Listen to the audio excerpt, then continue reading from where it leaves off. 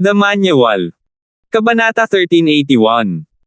Tumalikod si Ethan at tumalbog sa sahig, pagkatapos ay hinayla si Diane ng protektado sa likod niya. Mabilis na lumipat sina Ivan at Sean sa isang triangle formation kasama si Ethan. Gaano karaming pagpatay ang nasa himpapawid. Pumasok ang isang matandang kaibigan na puno ng dugo. Sigaw ni Ethan, kung tinatakot mo ang asawa ko, wala akong pakialam kung sino ka, babaliin ko rin ang mga paa mo. Katatapos lang niyang sabihin iyon ay may biglang nahulog mula sa kisame at bumagsak ng malakas sa sahig. Agad na umagos ang sariwang dugo mula sa sugat at kinulayan ng pula ang sahig. Ah! Napasigaw si Diane sa takot at mabilis na pumikit. Tinakpin ni Ethan ang kanyang mga mata habang nakatitig kay Harkness sa sahig. I'm really sorry, namumutla ang mukha ni Harkness at nanghihina siya, ngunit nagawa niyang pumisil ng isang maliit na ngiti. Ayoko ring magmukhang ganito. Kumunat ang noo ni Ethan. Hindi niya inaasahan na si Harkness talaga ito. At hindi niya inaasahan na masasaktan si Harkness ng ganito. Ito ang King of Killers. Ethan. Oras na para bayaran mo ang utang mo sa akin. Namilog ang mga mata ni Harkness pataas at nawala ng malay. Ngayong nakarating na siya sa Greencliff at nakarating kay Ethan, alam niyang hindi na siya mamamatay. Iligtas mo siya, sabi ni Ethan. Mabilis na lumapit si Kuya Geoff at ilang lobo na nakatayo sa isang tabi at kinuha si Harkness. Hindi ko inaasahan na siya pala iyon, sabi ni Ethan. Sino ang makakasakit sa kanya ng labis? Sino siya? Hindi alam ni Sean kung sino si Harkness. Harkness. King of Killers. Kumunat ang noo ni Ethan. Natatakot ako na mayroong isang malaking bilang ng mga assassin na maaaring sumunod sa kanya sa Greencliff. May malaking nangyari sa Assassin's Group. Nahulaan agad ito ni Ethan. Kung hindi, kung isasaalang-alang ang posisyon at husay ni Harkness, walang paraan na haantong siya sa ganito. Hindi rin naman siya pupunta dito mula sa Europe. Malinaw na nakatagpo siya ng isang malakas na kalaban. Isang taong napakalakas, hindi man lang makalaban si Harkness. Matapos marinig ang salitang Harkness, ay mukhang naguguluhan pa rin si Sean, habang si Ivan naman ay naningkit. Yun lang. May supling pa si Harkness. Tiyak na mas alam ni Ivan ang tungkol sa martial arts circle kaysa kay Sean. Ang pamilya Harkness ay dating napakarangal, at ang lalaki ay isang sikat na figure sa kasaysayan. Siya ay isang mahusay na pinuno ng kanyang panahon at nag-iwan ng maraming mga alamat. Hindi inaasahan ni Ivan na may mga inapo pa siyang nagsasanay.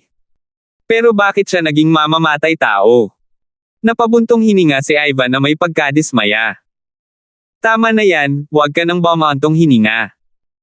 Marami tayong assassin sa Greencliff, kaya hindi ba dapat matuwa ang sinuman sa inyo? Napatingin si Ethan sa dalawang matanda. Napakarami nating lobo sa loob ng akademya at ngayon ay dumating na ang isang grupo ng mga tupa. Oras na nating hayaan ang mga lobong ito na magsaya. Sa sandaling matapos niyang sabihin ang mga salitang iyon, umalis ang numero 5 kasama ang lahat ng iba pang mga lobo. Walang gustong maiwan. Kung sila ay masyadong mabagal, hindi sila makakakuha ng anumang makakain. Aagawin lahat ng iba. Greencliff ang base ni Ethan, kaya kahit isang taong kasing lakas ng mga mersenaryong iyon ang lumitaw dito, siguradong hindi hahayaan ng mga lobo na iwan ni isa ang Greencliff na buhay. Sa kwarto. Lahat ng sugat ni Harkness ay ginamo ng maayos. Kung nabali ang kanyang mga buto ngayon, maaari niyang kalimutan ang tungkol sa kaayusan ng tuluyan. Dahan-dahan niyang iminulat ang kanyang mga mata at lumingon at nakita si Ethan na nakaupo sa tabi niya. Sumilay siya ng maliit na ngiti. The favor you owe me. It's about time you repay it, right? Kinaway-kaway ni Ethan ang kanyang kamay at naiinip na umismid, ikaw ang hari ng mga mamamatay ngunit patuloy kang nangungulit sa akin na suklian ang pabor na ito. Kamusta ka nang walang hiya? Hindi naman talaga magkaibigan ang ugali nilang dalawa. Mas mukha silang mga pautang na pautang sa sobrang inis na mga may utang. Ang pagiging buhay ang pinakamahalaga. Gusto ko pa ring itanong, ang pabor na utang mo sa akin. Kabanata 1382. Ibabalik ko, ibabalik ko. Hindi nakayanan ni Ethan ang init ng ulo ni Harkness. Ganito siya noon, sinasabing gusto niyang makipag-showdown kay Ethan, pero sa huli ay pumili siya ng lugar na walang tao sa paligid at gumamit pa ng ilang napaka-underhanded na taktika. Muntik na siyang tapusin ni Ethan on the spot. At dahil lang sa kinansela ni Harkness ang dati niyang utos para sa assassin group na patayin siya, nagkaroon siya ng loob na sabihing may utang si Ethan sa kanya. Halatang hindi nasisiyahan si Ethan, ngunit hindi man lang naabala si Harkness. Nang mabalitaan niyang ibinalik ni Ethan ang pabor, tuluyang napahinga ang kanyang balisang puso. Nagpalit siya ng posisyon, nirelax ang katawan at huminga ng malalim. "You're fine here?" Napabuntong hininga si Harkness. "Asawa mo ba ang babaeng iyon?"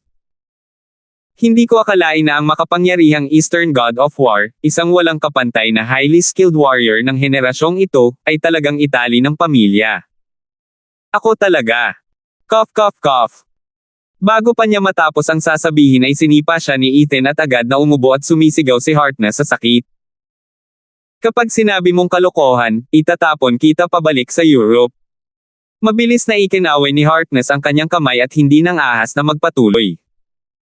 Ang masamang ugali na ito ay hindi kailanman nagbago. "So tell me, what happened?" The King of Assassins ended up being hunted by his own group of assassins. How ironic, panunuya ni Ethan. At ang mga susunod sa iyo ay sarili mong mga subordinate. Payagan mo akong mag-interview sa iyo, ano sa tingin mo tungkol dito? Napakalakas niya. Agad naging seryoso ang ekspresyon ni Harkness. Inalis niya ang walang kwenta at pilyong tingin na iyon at tumingin kay Ethan ng masama. "Mas malakas siya kaysa sa akin, at natatakot ako na hindi rin siya mas mahina kaysa sa iyo." Walang sinabi si Ethan. Ang kanyang diskarte sa kamao ay katulad ng sa iyo, at saglit, naisip ko na sinusubukan mong patayin ako. Muling umiling si Harkness. Ngunit alam ko na kahit na ikaw ay isang kaayla hilakbot na tao, ikaw ay napakalinaw tungkol sa kung sino ang iyong utang at kung sino ang may utang sa iyo. Dahil ikaw ay may utang sa akin. Napansin niya ang matalim na tingin ni Ethan at hindi na niya itinuloy ang paksang ito. Nakipagsabuatan siya sa pinakapinagkakatiwalaan kong subordinate at inatake ako ng palihim para masugitan ako ng husto. Kung hindi, hindi ako haantong sa ganito. Si Harkness ang pinakamagaling sa mga tago na pag-atake. Hindi niya akalain na balang araw ay tambangan pa siya. Talagang sinubukan kanyang patayin, sabi ni Ethan. "Alam mo ba kung sino ang gumawa nito?" Tumango si Ethan. Dahil ang taong ito ay may kapareho o hindi bababa sa katulad na pamamaraan ng kamao kay Ethan, kung gayon ito ay dapat na isang paglipat mula sa Extreme Fist Technique Manual. Sino pa ba kundi ang kamahalin?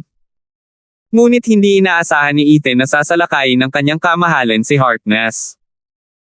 Pinamamahalaan pa rin ba ng iyong assassins group ang network ng impormasyon? Siyempre.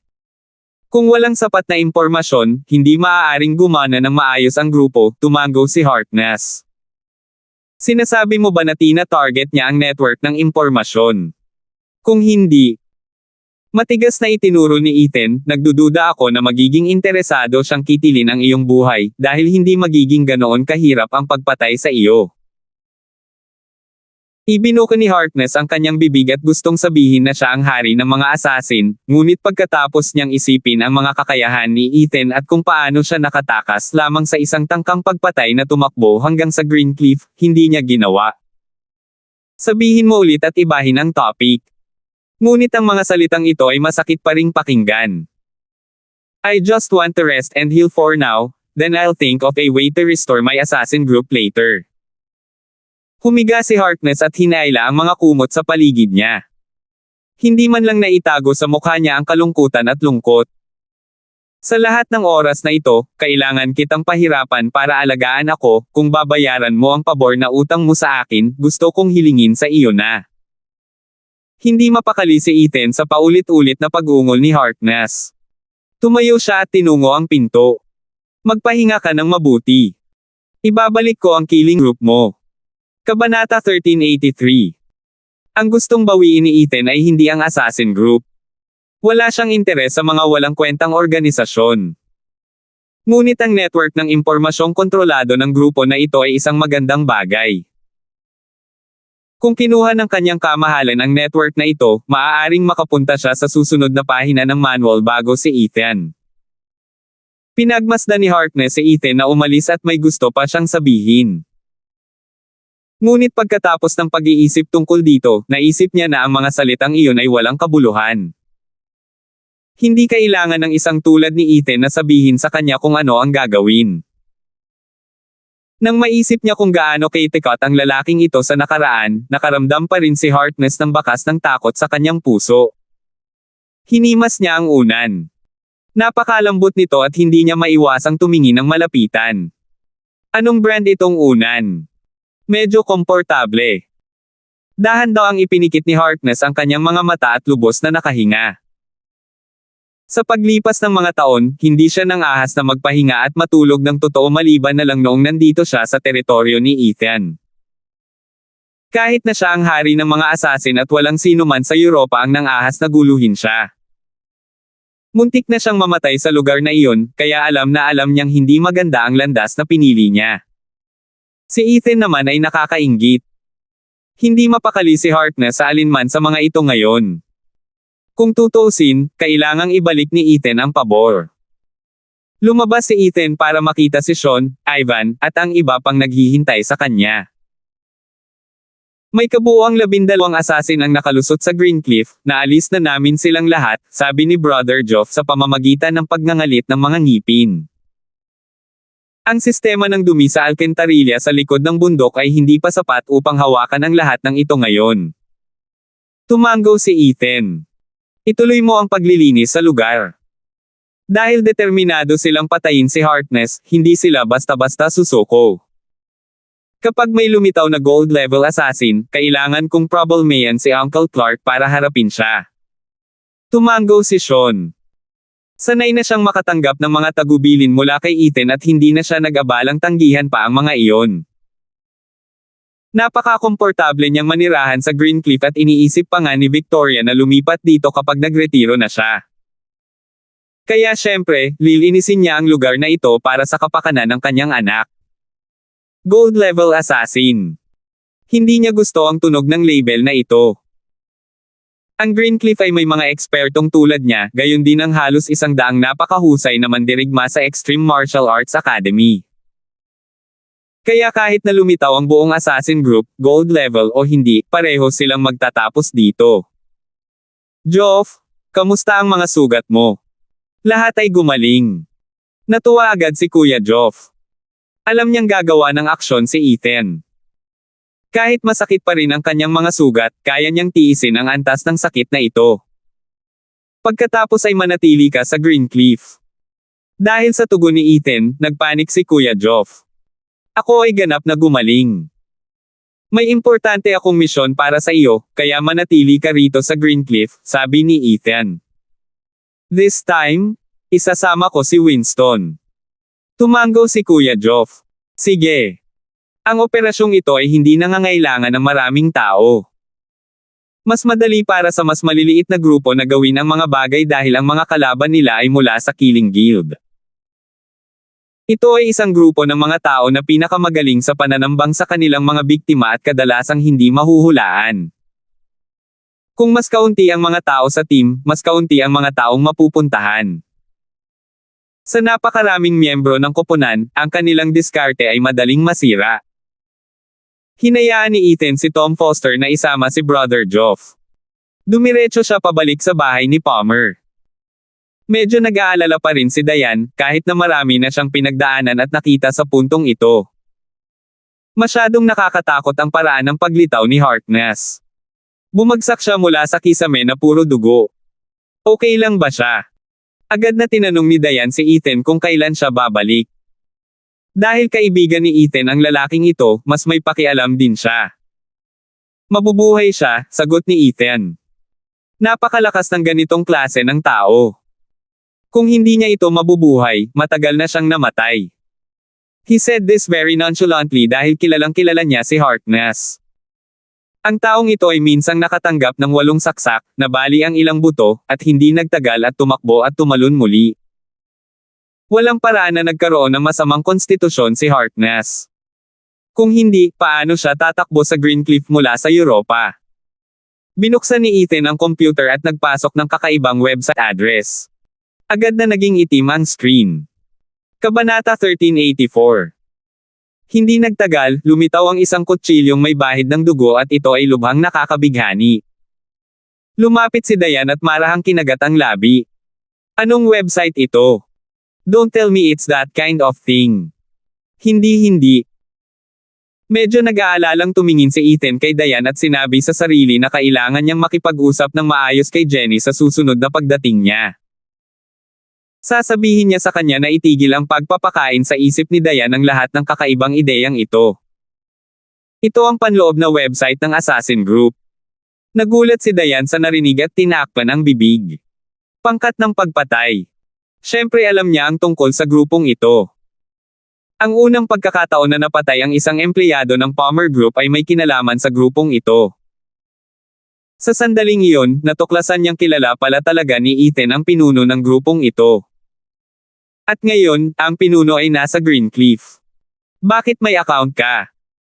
Hindi nagulat si Diane na alam ni Ethan ang tungkol sa website na ito, ngunit nagulat siya na mayroon itong account para ma-access ito. Hindi ba't ang ganitong grupo ay dapat magkaroon ng napakahigpit na seguridad? Noong lahat tayo ay nasa sekta ng pulubi. Ayaw nang marinig pa ni Diane. Itong sekta ng pulubi na naman. Para bang ang bawat henyo ay nagmula sa sekta na ito o kung ano. Hindi na siya nagsalita pa at pinanood na lang si Ethan na nag-navigate sa website. Ang isang malaking serye ng mga titik at numero ay agad na lumitaw sa pahina, at mukhang walang kwenta sa kanya. Hindi niya ito maintindihan.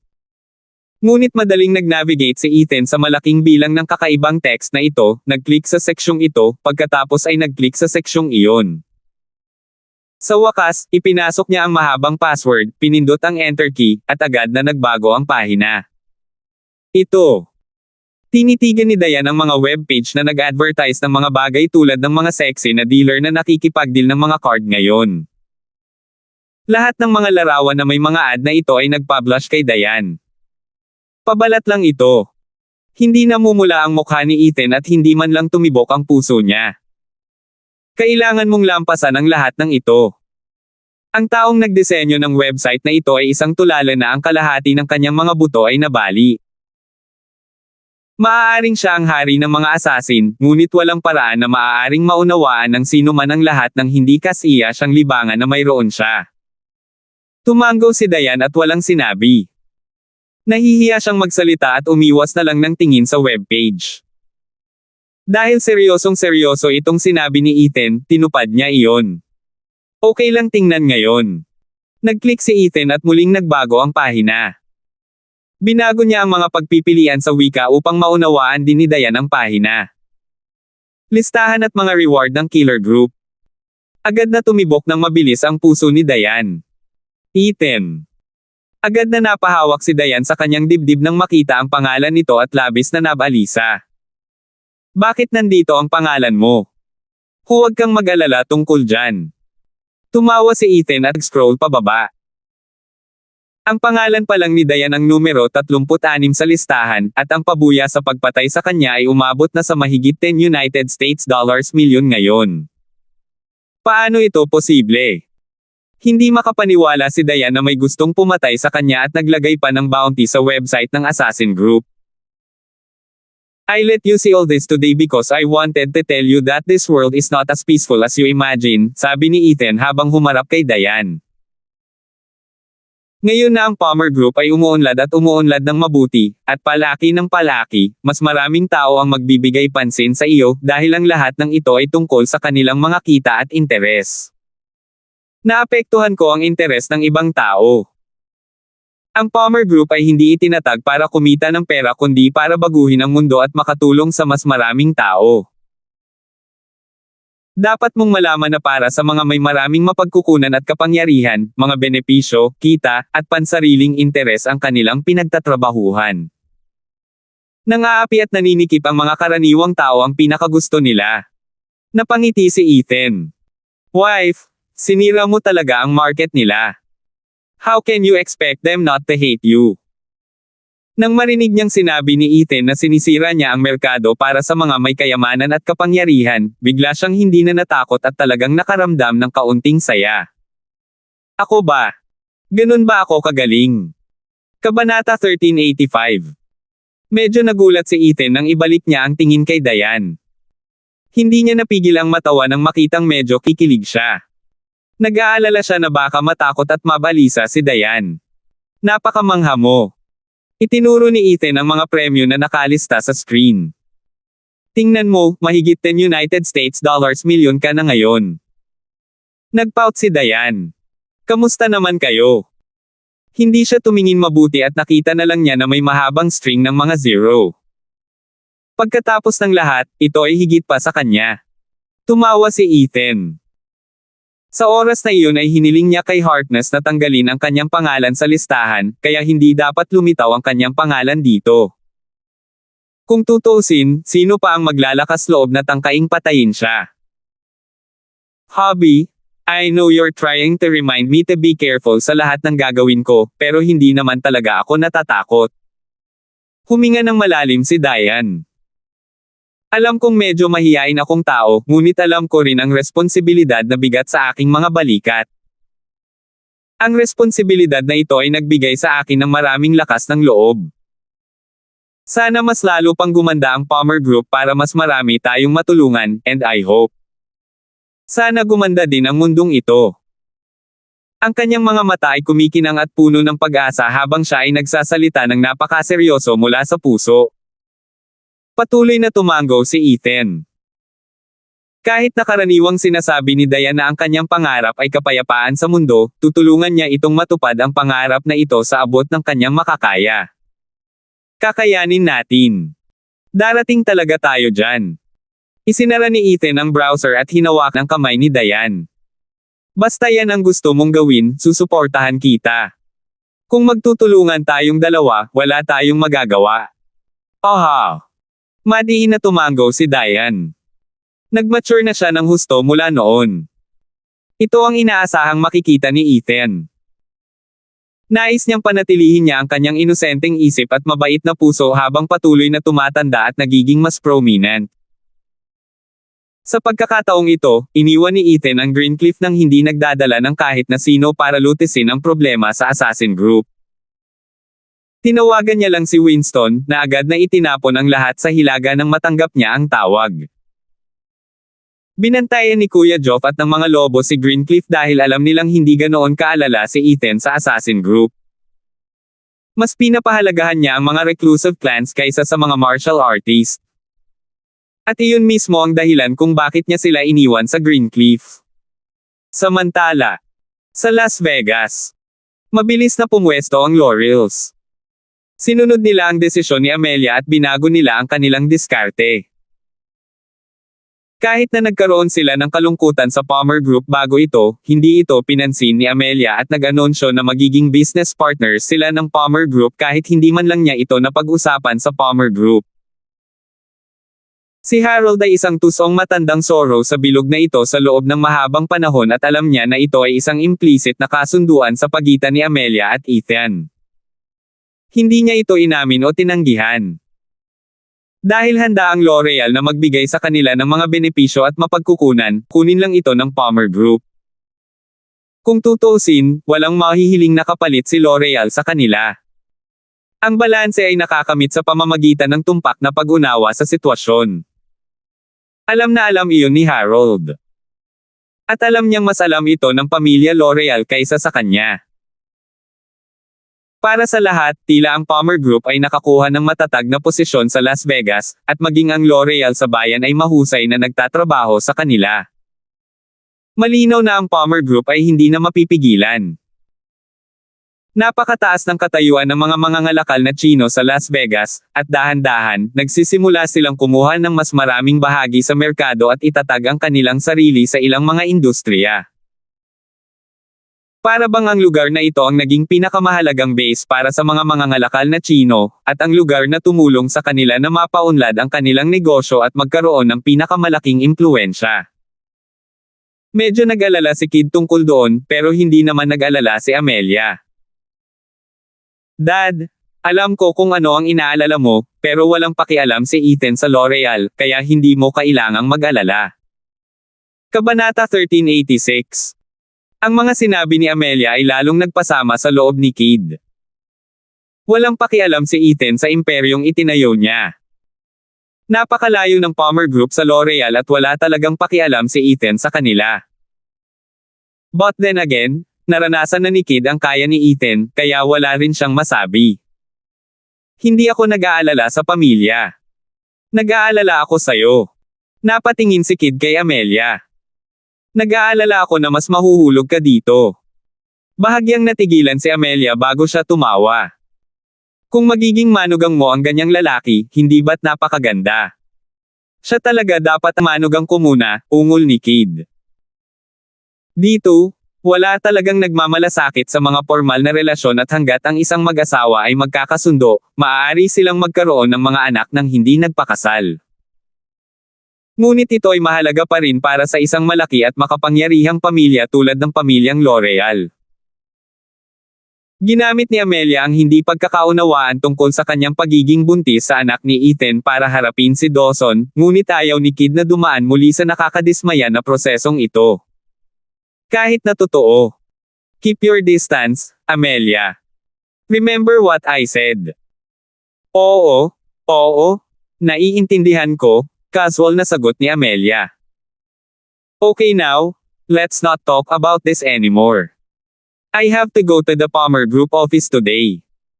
Kahit hindi tayo official business partners, we still have to find a share. Dad, pwede ka bang sumama sa akin? Kung sasama ang padre de pamilya, mas magiging totoo. Sure, I'll come with you. Gusto kong makita sa sarili ko kung ano ang espesyal sa Palmer Group na ito. Hindi pa siya nakipag-ugnayan sa sinuman mula sa Palmer Group maliban sa nakakainis na Ethan na iyon. Kung talagang espesyal ang Palmer Group na ito, wala siyang pakialam na pumirma ng disenteng kontrata sa Palmer Group. Pagkatapos ng lahat, ang L'Oreal sa Las Vegas ay isang sangay lamang ng tunay na angkan, at sinisikap ng angkan na bawiin ito. Kung mayroon silang isang malakas at matigas na kasosyo sa negosyo, malaking tulong para kay Amelia na kontrolin ang L'Oreal sa Las Vegas sa hinaharap. Ang tanging magagawa na lang niya ngayon ay tumulong na maging daan para sa kinabukasan ni Amelia. Nagutos si Amelia para ihanda ang sasakyan. Hindi niya inabisuhan ang Palmer Group ng maaga at ayaw niyang malaman ng sino man ang kanyang schedule. Maraming tao sa lungsod na ito ang gustong patayin siya. Isang itim na Rolls-Royce ang dahan-daang nagmaneho palabas ng bahay ni L'Oreal. Imposibleng makita kung sino ang nasa loob sa pamamagitan ng tinted na bintana ng sasakyan. Nang umalis ang sasakyan sa bahay, naging punteriya ito ng ilan pang tao. May mga sasakyan na halos 2 linggo nang naghihintay sa kalsada, at lahat sila ay nagsimula at sumunod sa itim na kotse. Maya-maya ay bumukas muli ang gate ng tirahan ni L'Oreal. Isang matingkad na pulang sports car ang mabilis na lumabas. Nasa kotse na ito si Kid at hawak niya ang door handle at hindi niya napigilan ang sarili na mapasigaw. Huwag kang ang magmaneho ng mabilis. Dahan-dahan lang. Matanda na ako at hindi ko na mapigilan ang excitement na to. Walang pakialam si Amelia sa mga tili at hiyaw ni Kid. Marami na siyang nagawa na napahiyaw at napasigaw siya noong bata pa siya, kaya ni-revive niya ang kanyang pagkabata. Nagtungo silang dalawa sa Palmer Group. Kasabay nito, ang Rolls-Royce na umalis kanina ay pumunta sa ibang direksyon. Isang kotse ang biglang lumitaw mula sa likuran at bumilis para makarating sa isang gilid ng Rolls-Royce. Bumaba ang bintana ng sasakyan at may lumabas na baril. Nakatutok ito sa likurang upuan ng sasakyan. 3 sunod-sunod na shot. Gumawa ito ng butas sa bulletproof na salamin. Kabanata 1387. Ang lahat ay nangyari ng napakabilis, at kahit na matapos ang mga putok ng baril, ang Rolls-Royce ay hindi biglang nagpreno ngunit bumilis ng bilis at tumakas sa eksena.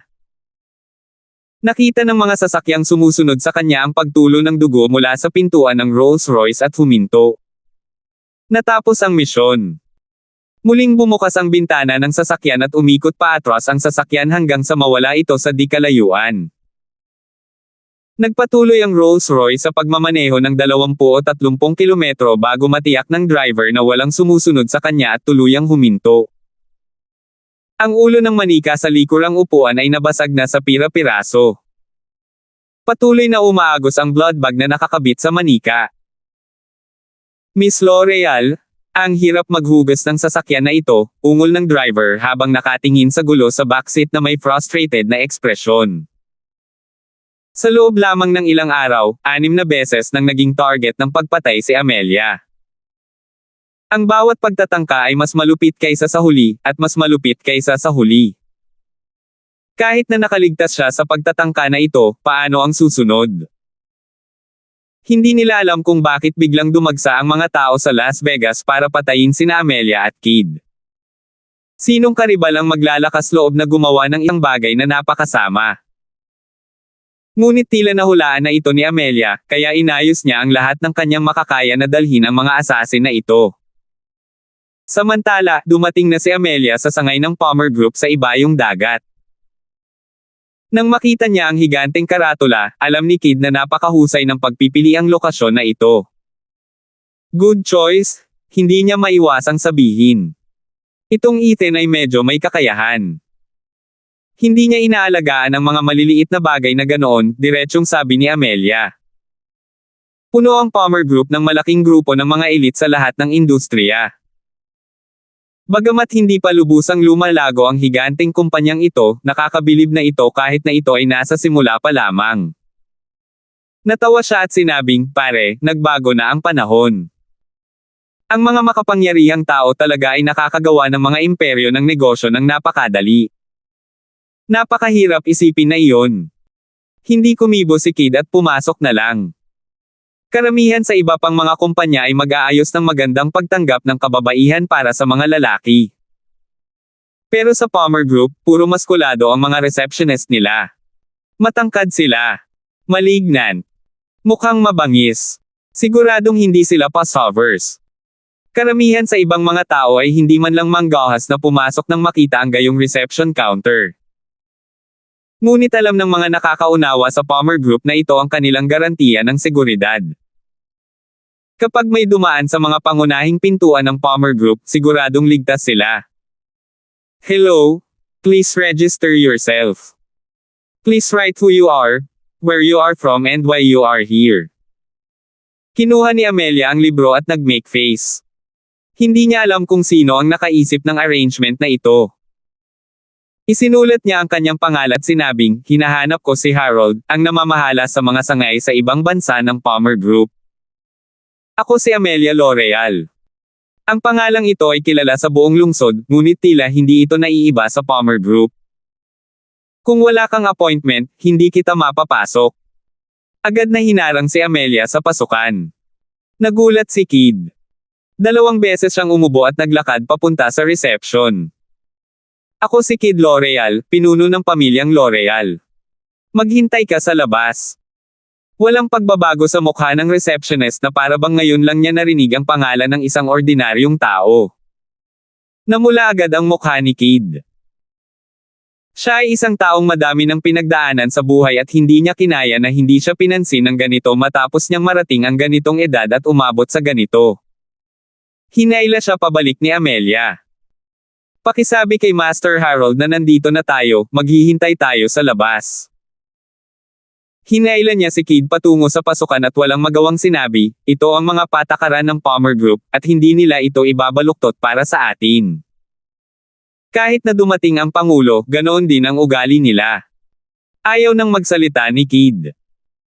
Naramdaman na lang niya na kung talagang nasangkot si Amelia kay Ethan at talagang naging manugang niya si Ethan ay hindi na niya ito matatanggap. Nakakainis talaga tong taong ta. Kabanata 1388. Tahimik na nakatayo ang dalawa sa pintuan at hinintay na bumalik sa kanila ang receptionist. Hindi pa sila nakaranas ng ganito noon. Ang isa ay ang pinuno ng L'Oreal at ang isa ay ang hinaharap na pinuno ng L'Oreal. Lagi silang binabati ng mainit at binibigyan ng pinakamahusay na pagtrato saan man sila magpunta. Pero ngayon, nakatayo na talaga sila sa pintuan at naghihintay na ipaalam ng receptionist. Lumipas ang ilang minuto at walang nangyari. Nagsisimula ng maiinip si Kid. Hanggang kailan pa ba tayo maghihintay? Kumunat ang noo niya at halatang medyo hindi nasisiyahan. Wala pa siyang narinig na ganito. Paano ang isang katayuan niya ay makulong sa labas ng pinto ng ganoon? Walang paraan na maaaring mangyari ang ganito. Kahit na ang mga katawan ng gobyerno sa ibang mga bansa ay hindi mangangahas na maging bastos sa isang malaking kumpanya sa pananalapi tulad ng L'Oreal, pabayaan itong Palmer Group. Pasensya ka na. Kalmado si Amelia at parang nasanay na siya kanina. Noong huling dumating siya, halos kalahating oras na siyang naghihintay. Hindi, aakyat na ako. Hindi na kinaya ni Kid. Binuksan niya ang pinto para umakyat ng. Isang dosenang figure ang lumitaw sa gilid. Lahat sila ay may matalim na tingin sa kanilang mga mata at ang pagpatay ay agad na napuno ng hangin. Labis na nag-aalala si Kid.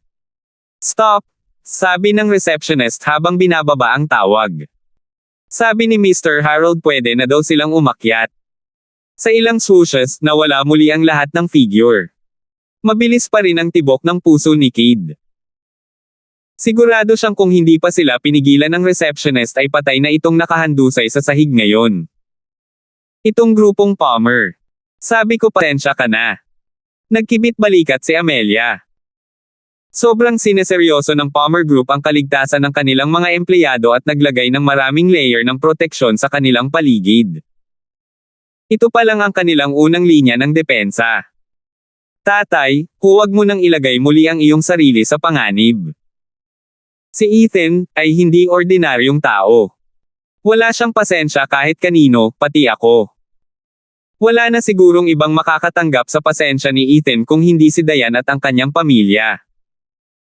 Nanatiling tahimik si Kid at nag-shuffle sa elevator kasama si Amelia.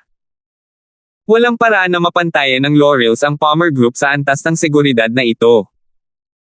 Ang mga taong iyon noon ay talagang nasa Grandmaster level man lang.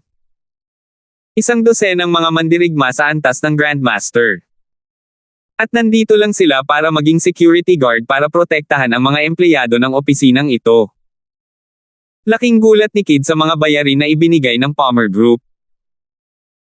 Hindi niya alam na inayos din ni Kent ang mahigit 200 iba pang tao na palibutan ang labas mismo ng opisina sa lahat ng oras upang maibigay nila ang pinakamahusay na proteksyon sa pinakamaikling panahon.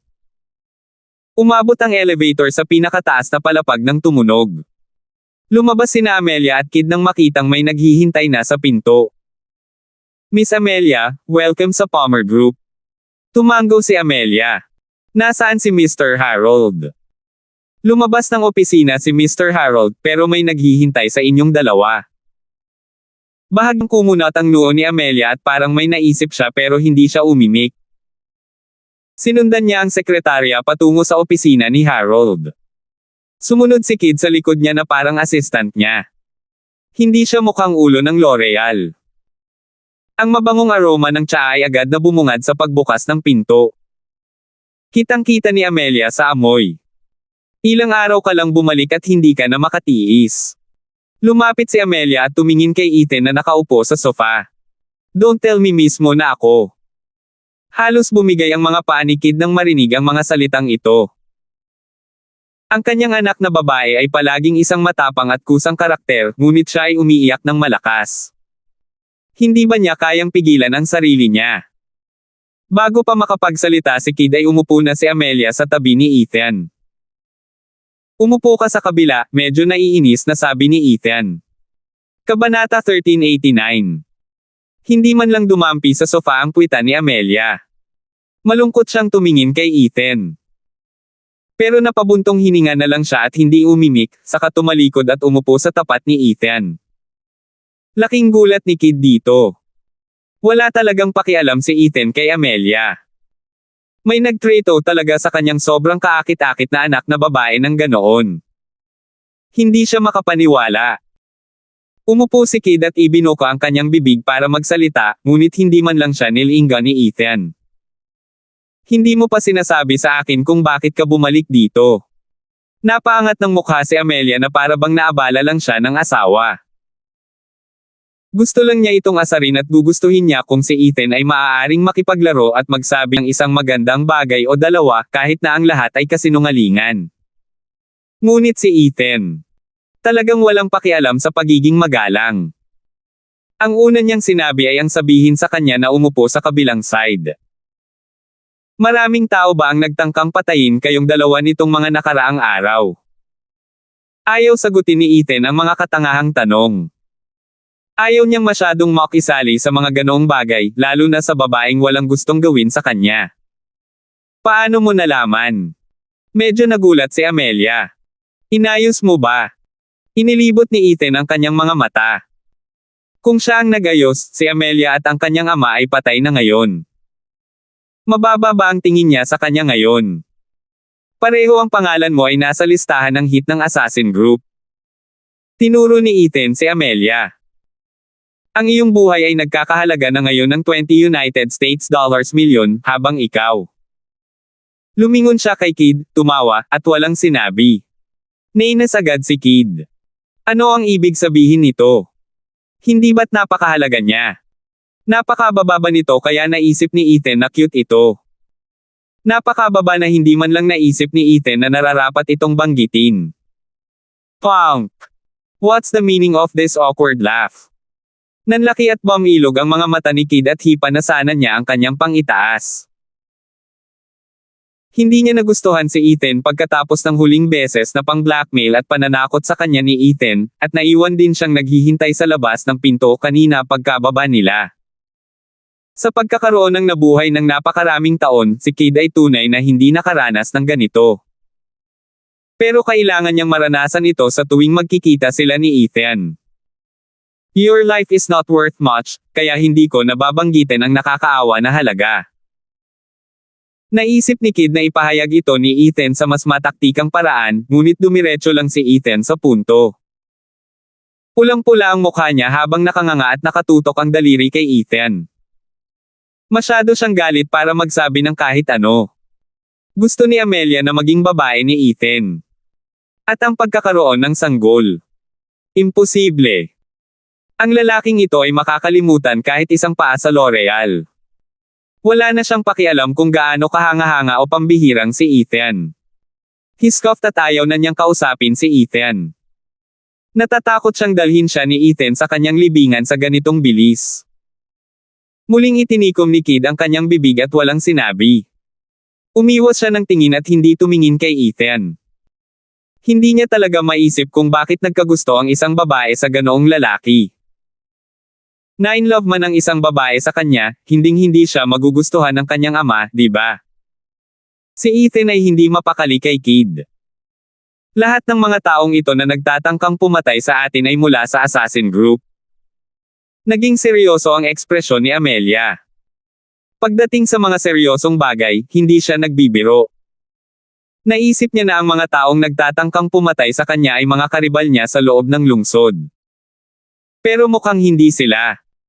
Hindi ganoon kahirap magbigay ng bounty sa killing group para patayin siya, ngunit hindi ganoon kadaling makuha iyon.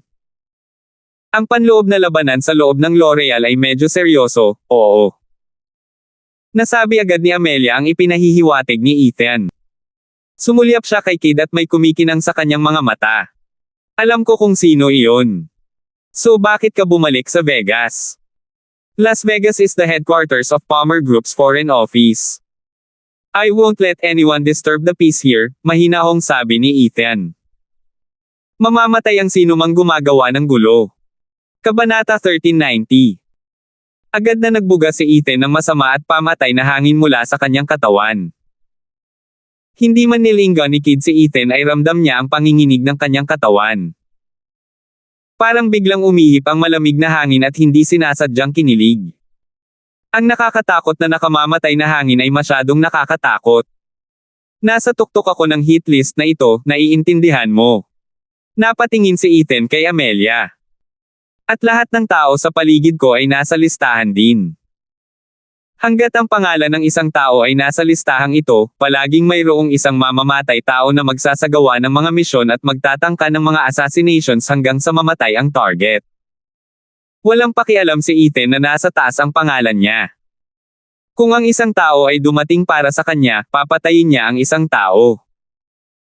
Kung may dumating na grupo para sa kanya, papatayin din niya silang lahat. Pero hindi hinayaan ni Ethan na may mangyari sa aksidente kay Diane at sa pamilya. Dati ay nakuha niya si Harkness upang i-clear ang roster para sa kanya, ngunit ngayon ay si Harkness ay na-kick out sa assassin group. Dapat lutisin ni Ethan ang problemang ito para makontrol muli ang listahan. Ganito ginagawa ni Ethan ang mga bagay. Kung hindi niya kayang lutisin ang problema, lutisin niya ang taong lumikha ng problemang ito. Naintindihan naman ni Amelia ang minamaneho ni Ethan. Ano ang gusto mong gawin? Seryoso niyang tanong. I want to trap all these dogs and thrash them all at once, mahinahong sagot ni Ethan. Mayroong higit sa 20 mamamatay tao sa kasalukuyan sa Las Vegas, kung saan 2/3 sa mga ito ay sinusubukang mahuli ako habang ang huling 3 ay nagtatarget sa inyong dalawa. Gusto kong silang lahat ay lumitaw at maalis silang lahat ng sabay-sabay. Lalong nina si Kid dito. Bakit 1/3 lang ang sumunod sa kanya at sa kanyang anak samantalang si Ethan mismo ay may 2/3 assassins after him? Paano ito nangyari? Pero wala siyang sinabi. Natatakot siya na baka isa pang malupit na dagok ni Ethan ang kanyang ego kapag may sinabi siya. So gusto mo sabay tayong tatlo na lumabas? Ang matalinong babae ay matalinong babae. Hindi na niya kailangan pang magsalita at malalaman ni Amelia sa sarili niya. At kailangan mo rin ng formal na dahilan para magtipon tayo para hindi magmukhang bitag. Tumawa si Ethan. Sa wakas matalino ka na sa pagkakataong ito. Kung may ibang pumupuri kay Amelia ng ganito, tatawag siya ng bubugbog sa kanya. Pero laking tuwa niya na pinuri siya ni Ethan. Ako na ang mag-aayos nito. Tumanggo si Ethan. Kailangan ko rin ng long-range weapon. This will ensure that we will rid of all these people in one fell swoop.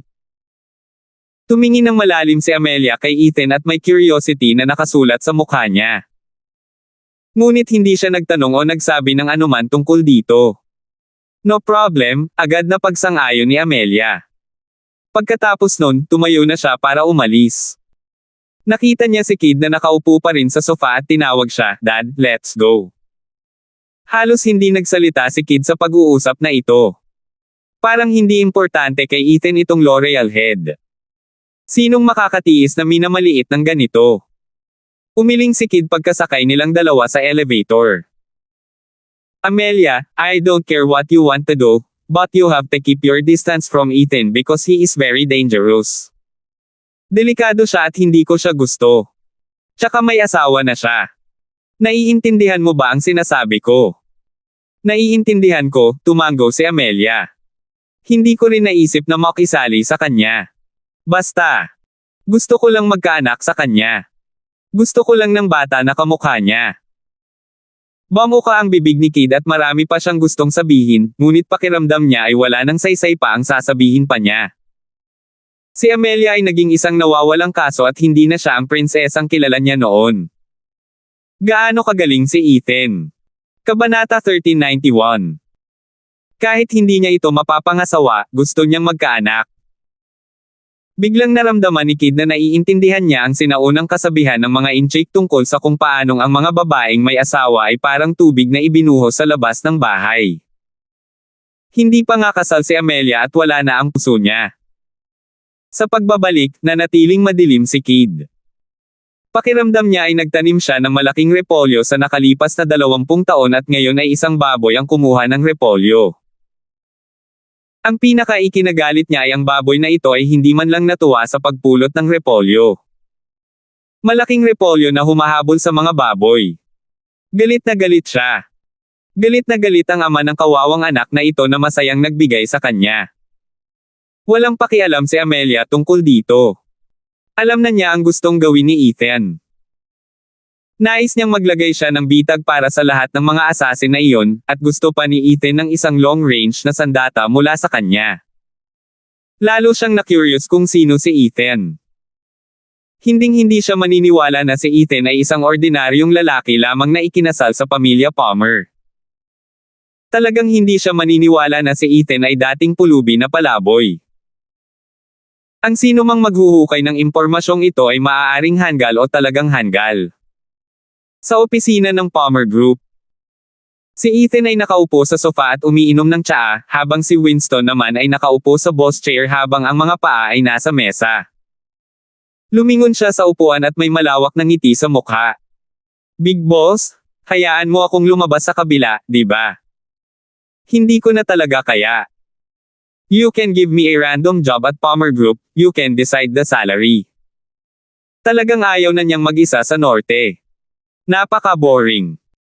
Kailangan niyang harapin ang lahat ng nanginginig sa pagtingin lang sa kanya. Ito ay hindi masaya sa lahat. Gusto niyang bumalik sa nakaraan kung saan nagsimula silang magpatayan ni Ethan sa larangan ng digmaan. Bagamat nagretiro na si Ethan sa larangan ng digmaan, ang bilog ng kumpanya ay parang isang larangan ng digmaan, at ito ay mas kapanabik kaysa sa larangan ng digmaan. Gusto mong sumali sa Palmer Group? Tumangala si Ethan. Oo naman.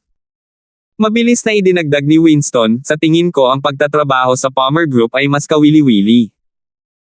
Maaari mong isumite ang iyong resume at makuha ang iyong sarili sa trabaho. Biglang bumagsak ang ekspresyon ni Winston. Siya ay isang taong itinapon sa mga legal na lupon at halos hindi pumasok sa paaralan. Kahit na ang isang receptionist sa Palmer Group ay kinakailangang magkaroon ng bachelor's degree at walang paraan na makapasok si Winston sa normal na ruta. "Big boss, sabihin mo lang at papasok na ako ha." Bulong ni Winston. Hindi yun gagana. Hindi pinapayagan ng Palmer Group ang sino man na makapasok sa pamamagitan ng kanilang mga koneksyon. Iyon ang panuntunan. Sinusubukan mo ba akong labagin ang sarili kong mga patakaran? Matigas ang ekspresyon ni Ethan. Hindi na naglakas loob si Winston na magsalita pa. Paglabag sa kanyang sariling mga patakaran. Siyempre hindi gagawin ni Winston si Ethan ng ganyan. Si Winston ay higit na may kakayahang magtrabaho para sa Palmer Group kung isasaalang-alang ang mga bagay na alam niya kung paano gawin.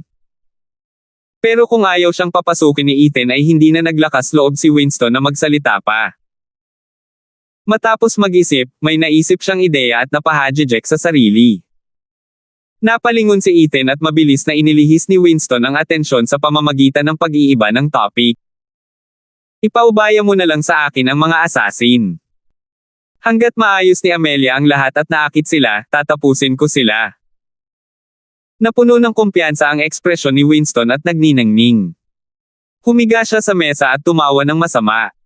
Basta ang sniper rifle ay hindi masyadong masama, syempre. Sumulyap si Ethan sa kanya at ngini siya nang walang sinasabi. Pero unti-unting kumulo din ang dugo sa katawan niya. Pakiramdam nila ay bumalik sila sa panahong tumawid sila sa larangan ng digmaan at inalis ang bawat balakid sa kanilang landas. Medyo pagod na si Ethan sa buhay na iyon at ngayon lang niya gustong mamuhay ng payapa kasama si Diane. Gusto niya ng sarili niyang maliit na pamilya kasama sina April at William bilang kanyang mga magulang, para pangalagaan at protektahan ang lahat ng tao sa kanyang paligid, at tulungan si Diane na matupad ang kanyang mga pangarap. Iyan lang. Hindi umimik si Ethan, pero alam ni Winston na hindi mapigilan ni Ethan ang pagkulo ng dugo sa loob niya. Si Ethan ay hindi tahimik na tao sa simula. Mabilis lumipad ang oras. Wala pang isang araw, nakaayos na si Amelia. Kabanata 1392. Opisyal na inanunsyo ng Laurels na nakikipagtulungan sila sa Palmer Group at naabot nila ang isang kasunduan sa kanilang pakikipagtulungan sa hinaharap. Inimbitahan nila si Ethan mula sa Palmer Group na samahan sila sa kanilang susunod na proyekto at sumama sa kanila para sa seremonya ng pagputol ng ribbon. Mabilis na kumalat ang balitang ito at yumanig sa buong Las Vegas. Alam na ng lahat na ang L'Oreal ay tumatakbo ng napakalapit sa Palmer Group, ngunit ito ang unang pagkakataon na inihayag nila sa publiko ang kanilang relasyon sa pagtatrabaho. Sa loob ng isang apartment. Ang palabas sa TV ay ini-interview si Amelia ng isang reporter at hindi niya mapigil ang purihin ang Palmer Group para sa kanilang potensyal at magandang kinabukasan. Malungkot ang mukha ng nasa harap ng TV. Hindi mo siya nagawang patayin. Mababa ang boses na ito at puno ng galit. Kayong tatlo ay sabay-sabay na lumabas pagkatapos ng ilang araw na pagpaplano at ano ang pinapatay mo? Isang daga. O ano? Ilang lalaki sa likuran niya ang walang lakas ng loob na magsalita. Magkapit kamay sila para habulin ang Rolls Royce at sigurado silang si Amelia ang nasa sasakyan. Paanong buhay pa siya? Ito ay malinaw na sila ay nilalaro. Lalo silang nagalit dito. Ang iyong pinuno ay nagbigay ng utos na ang ilang taong ito ay dapat mamatay. Lalong naging mamamatay tao ang pares ng masamang mata na iyon. But heaven help us and these two will actually appear together. Sayang naman at hindi dadalo sa ceremony ang head ng L'Oreal. Ang ribbon cutting ceremony ay kasangkot lamang kina Ethan at Amelia. Hindi nakadalo si Kid. Kung hindi, maaari nilang patayin ang tatlo ng sabay-sabay. Tingnan mo kung saan, kailan, at kung sino pa ang pupunta. Kailangan nating patayin silang dalawa sa pagkakataong ito, lalo na si Ethan. Sige. Ilang lalaki ang mabilis na nawala. Patuloy na tinitigan ng lalaki si Amelia sa pamamagitan ng TV. Mariin niyang ikinuyom ang kanyang mga kamao at malakas na pumutok ang kanyang mga buko. Amelia, you and your father deserve to die. You don't deserve to have the L'Oreal surname. Ngumisi siya at pinindot ang remote control para patayin ang TV. Samantala, tamang-tama ang pagkakaayos ni Amelia. Pumili siya ng isang lugar sa gitna mismo ng lungsod at malapit sa Palmer Group. Malinaw na sinusubukan niyang gamitin ang lokasyong ito upang pigilan ang mga mamamatay tao. Mahirap kahit na itago ang sarili sa isang abalang lugar ng lungsod, huwag magtanim ng isang asasin. Para sa karamihan ng mga asasin, ito ay magiging mahirap, ngunit ang lahat ng mga asasin sa assassin group ay dumaan sa napakahigpit na pagsasanay at mahusay sa lahat ng mga lugar. Ang ilan ay napakahusay sa pagiging sniper. Hindi naman kinabahan si Amelia habang nakaupo sa opisina. May malaking kahon sa mesa. Ang itim na kulay nito ay nagpadurog sa puso ng isang tao. Lumapit si Winston at binuksan ang kahon. Mabilis at maliksi niyang inipon ang lahat ng armas. Hindi maalis-alis ni Amelia ang mga kilos niya. Ito ang unang pagkakataon na nakita niya si Winston. Marami talagang may kakayahan si Ethan sa tabi niya. Pwede na yan. Tumango si Winston, pagkatapos ay pinaghiwalay ang lahat at ibinalik ang mga bahagi sa kahon. At sino ang lalaking ito dito? Sumulyap si Amelia kay Winston, pagkatapos ay ibinalik ang tingin kay Ethan. Bakit hindi mo siya ipakilala sa akin? Hindi umimik si Ethan habang si Winston naman ay tawa ng tawa. No need for introductions. Tawagin mo na lang akong Kuya Winston. Alam niyang business partners lang sina Ethan at Amelia at hindi na kailangang ipakilala ng maayos sa kanya ang identity nito. Kuya Winston. Saglit na tumawa si Amelia bago biglang nagbago ang tingin at malungkot na sinabi, kung magiging babae ako ng big boss mo balang araw, tingnan ko kung maglalakas loob ka pa ring tawagin akong Kuya Winston. Kabanata 1393. Sandaling natigilan si Winston nang marinig ang mga salitang ito. Binalingan niya ng tingin si Ethan, saka agad umiling. Imposible. Bakit hindi pwede? Galit na tanong ni Amelia. It was bad enough na hindi siya pinansin ni Ethan. Ngayon kahit na si Winston ay nagsabi ng parehong bagay. Ni hindi nga siya kilala ni Winston at hindi niya alam kung anong relasyon nila ni Ethan. Napakasigurado ba niya base lang sa kanyang hitsura at aura? Hindi mo naiintindihan, mahinahong sabi ni Winston. Kung nahulog ang big boss sa iyo, maaari kang lumapit at patayin ako. Natahimik si Amelia nang marinig ito. Naglakas loob si Winston na sabihin ang mga ganoong bagay dahil naiintindihan niya ng husto si Ethan. Palihim niyang sinulyapan si Ethan at walang sinabi. Sa bagay, one-sided naman ito sa part niya. Parang ang daming pinagdaanan ng taong ito dati na parang walang kinalaman kay Diane, pero kung tutuusin, siguradong may kinalaman ang mga bagay na ito kay Diane. Hindi pa siya nabigo ng ganito kalungkot noon.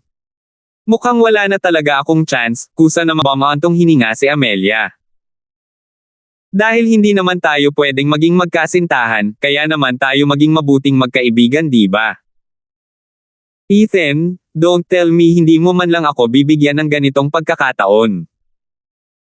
Hindi na nag-aksaya ng oras si Ethan sa pakikipag-usap sa kanya. Nang gustong pahirapan siya ng babaeng ito, hindi na rin niya alam ang gagawin. Normal lang ang pakinggan ni Amelia, ngunit ang bawat salitang binibitawan niya ay paraan niya para unti-unting intindihin ang nakaraan ni Ethan. Kahit na ang isang matandang kamay na tulad ni Winston ay hindi tugma kay Amelia sa aspetong ito. Mag-concentrate ka na lang sa dapat mong gawin, mahinahong sabi ni Ethan. Maganda ang ngiti ni Amelia at hindi na nagsalita pa habang tumalikod at umalis. Don't talk to her too much. This woman is not simple, babala ni Ethan kay Winston. Agad na napagtanto ni Winston ang nangyayari at medyo nalungkot. I didn't expect it. Akala ko talaga na bighani siya sayo at gusto niyang isuko ang sarili niya sayo. Nakita na niya ito dati.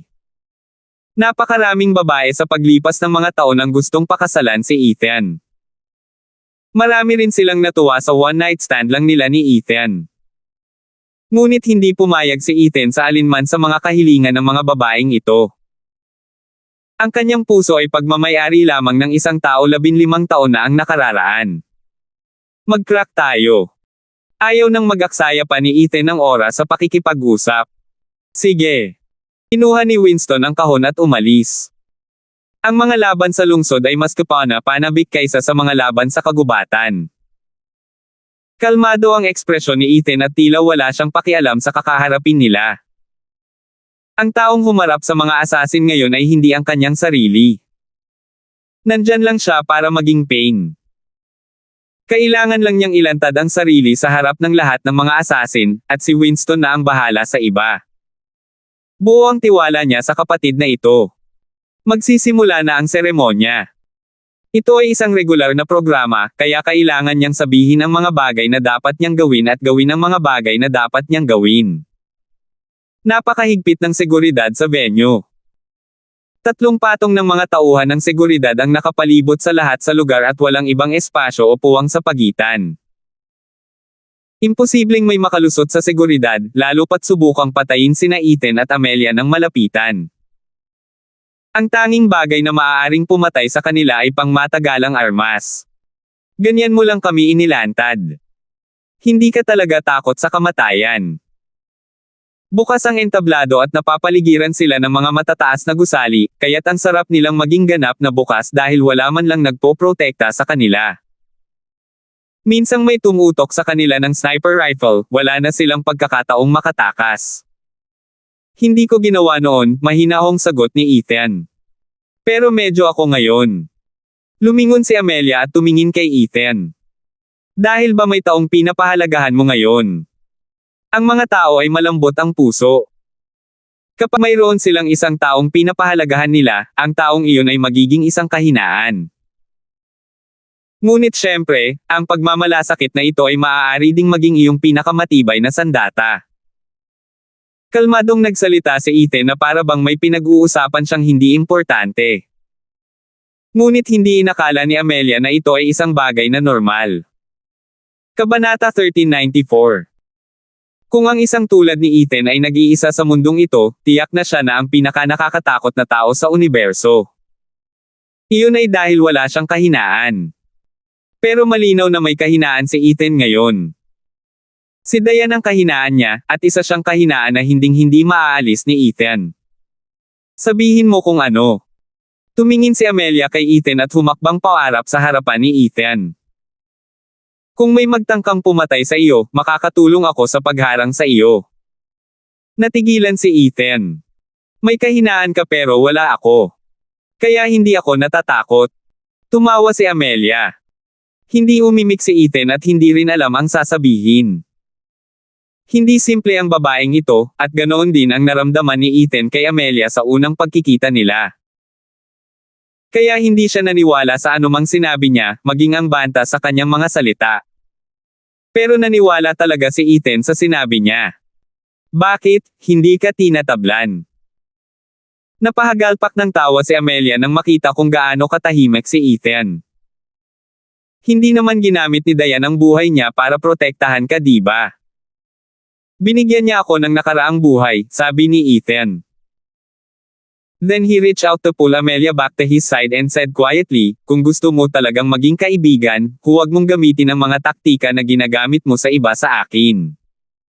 Naiintindihan mo ba? Ilang segundong tinitigan ni Amelia si Ethan bago huminga ng malalim at tumango. Sige. Nagpatuloy ang seremonya. Napunta ang lahat ayon sa plano. Sa isang tagong sulok sa bubong ng isang skyscraper sa itaas ni Ethan. Nakasandal si Winston sa dingding at ngumunguya ng gum. Bahagyang nakayuko ang kanyang mga daliri, pagkatapos ay itinuwid, pagkatapos ay yumuko muli, pagkatapos ay itinuwid muli. Parang dinadaan sa pagsasanay ang sensitibong radar ngayon. Siya ang pumili ng lugar na ito pagkatapos ng maraming pagsasaalang-alang. Kasama na doon ang venue para sa seremonya sa ibaba at kung saan tatayo sina Ethan at Amelia. Dahil hinahabol ng mga assassin na ito si Ethan, limitado sila sa bilang ng mga lugar na maaari nilang itago. Kaya epektibong tinutulungan ni Winston ang mga mamamatay tao na pumili kung saan sila mamamatay sa kanyang mga kamay. Saglit siyang nguya ng gum habang unti-unting nagiging agresibo, mabisyo at mabisyo ang kanyang tingin. Napuno ito ng mga pagpatay ngayon. Ang kanyang mga daliri ay mabilis na pumulupot sa baril nang siya ay agad na napahiga sa sahig. Ipinikit niya ang isang mata at ginamit ang isa para tumingin sa isang skyscraper ilang daang metro ang layo. Isang itim na bar aisles ang agad na lumitaw sa kanyang saklaw. Ang mga assassin na nagtatrabaho para sa Harknesses ay hanggal, ang assassin group ay masama pa rin gaya ng dati. May mahinang pagsabog na walang ibang naririnig kundi si Winston mismo. Ilang daang metro ang layo, agad na yumuko ang itim na bar aisles. Big Boss, ito ay kapana-panabik. Nagpabuga si Winston ng mga bula gamit ang kanyang gum at hindi mapigilan ang pagtawa. Pagkatapos ay naging matigas na naman ang kanyang mukha habang lumalakas ang pumapatay na hangin na lumalabas sa kanya. Para siyang mabangis na hayop na matagal nang nagtatago na sa wakas ay nagising. Tumawa si Winston, tumayo at nagpalit ng posisyon. Nagpatuloy ang mga aktibidad sa ibaba tulad ng dati. Napangiti ng mahina si Ethan at mukhang hindi niya alam na may gustong pumatay sa kanya. Sumunod naman si Amelia kay Ethan at kahit sinasabi niyang hindi siya natatakot ay medyo kinakabahan pa rin siya sa loob. Hindi siya naglakas loob na kumilos at palaging sinisigurado na nasa likod siya ng lahat. Pero nagpatuloy si Ethan sa paglalakad na parang walang pakialam. Si Ethan ay isang baliw na tao. Nang matapos ang lahat ay napuno ng pawis ang likod ni Amelia. Tumingin siya sa paligid, saka tumingin kay Ethan. Sabi mo may mamamatay tao. Sigurado ka bang hindi ka nagsisinungaling sa akin? Kabanata 1395. Hindi maiwasang magtanong ni Amelia. Anong killer? Nasa ganong open space sila, kaya kahit na hindi siya mismo mamamatay tao, nakikita niya na maraming pagkakataon dito kung may gustong pumatay sa kanya. Sinadya ni Ethan ang lugar na ito. Kaya kung talagang may mamamatay tao sa paligid, walang paraan na mabubuhay pa siya ngayon. Kung hindi niya naiintindihan si Ethan at hindi niya nasaksihan kung ano ang kaya nito, maniniwala si Amelia na nagsinungaling si Ethan sa kanya. Pero ngumisi lang si Ethan. At anong pakinabang ang makukuha ko sa pagsisinungaling mo? Hindi na siya nag-abalang magpaliwanag ng sobra. Wala man lang gumalaw sa mga assassin dahil sa isang bagay lang. Ang bawat assassin na dumating ngayon ay lahat ay inalis ni Winston. Hindi nagbago ang ekspresyon ni Amelia. Siya ang nagtanong nito, ngunit matibay pa rin ang paniniwala niya na pipiliin ni Ethan ang ganitong bagay ng walang dahilan. Hindi magandang maging kampante ang mga tao dahil madali silang malagay sa gulo, mahinahong sabi ni Ethan. Pero okay lang na may tiwala ka, lalo na sa mga lugar na magaling ka. Napaka-pilosopo ng pagsasalita niya at naintindihan ni Amelia ang 30% nito. Sana nga, tumango siya. Matatapos ang event. Naging maayos ang lahat at walang aksidenteng nangyari. Ang L'Oreal ay opisyal na ngayong kasosyo sa negosyo sa Palmer Group. Sa tulong ng mga mapagkukunan ng L'Oreal sa bansa, ang Palmer Group ay maaaring magkaroon ng mas madaling landas sa pagsulong. Gaano man tingnan ang bagay na ito, malinaw na nakuha ng Palmer Group ang partnership na ito. Ang L'Oreal ay hindi nakinabang at gumawa pa ng malaking pagkalugi. Galit na galit talaga si Kid. Hindi niya gusto si Ethan sa simula pa lang. Hindi lang niya gusto si Ethan kundi hindi rin siya matiis, dahil sa harap ni Ethan, imposibleng mas mataas ang pakiramdam niya kay Ethan. Mahal kong anak, hindi mo ba masasabi na tayo ay nalinlang? Tumakbo si Kid para hanapin si Amelia pagkabalik niya. I heard all about what happened at the ceremony.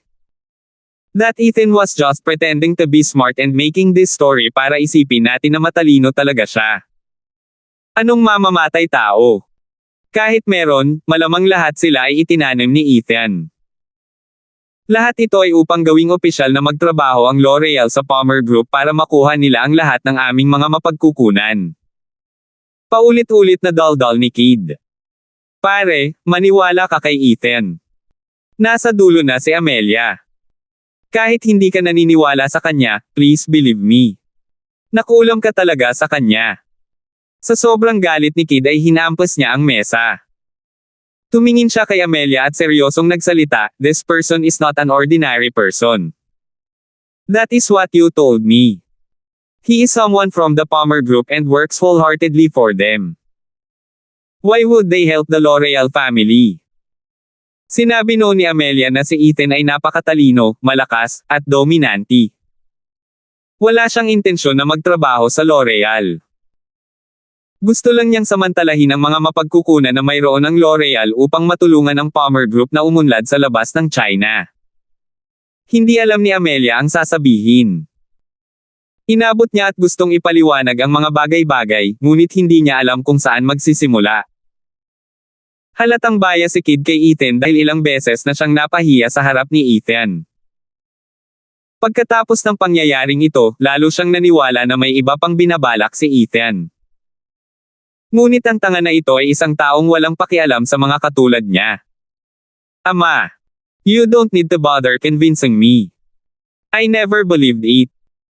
I just want to remind you to stay alert because after all you are the heiress of L'Oreal. With that, Kid waved his hand at halatang ayaw na niyang ituloy ang pakikipagtalo kay Amelia tungkol dito. I still have something and I need to go out now. Dahan-dahan mong isipin ang sinabi ko. Saan ka pupunta? Tanong agad ni Amelia.